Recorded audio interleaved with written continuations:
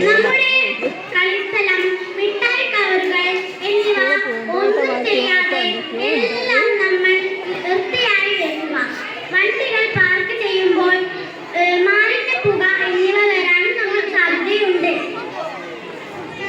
നമ്മുടെ സ്കൂളിലെ ക്ലാസ് റൂമിൽ പെൻസിൽ അവശിഷ്ടങ്ങൾ, പേപ്പറുകൾ എന്നിവ ചിതറിയിടാതെ വേസ്റ്റുബിന്നിൽ തന്നെ ഇടണം.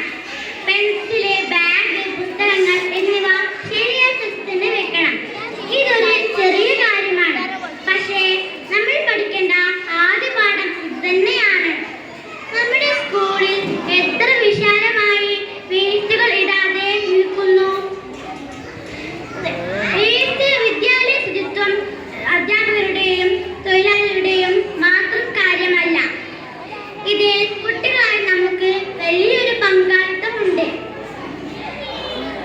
ഈ പങ്കാളിത്തം എന്നും വളർന്നു വരണം. സ്കൂളിൽ നമ്മൾ എപ്പോഴും വൃത്തിയായി വെക്കാൻ വേണ്ടി കുട്ടികളായി നമുക്ക് വലിയൊരു പങ്കാളിത്തം തന്നെ.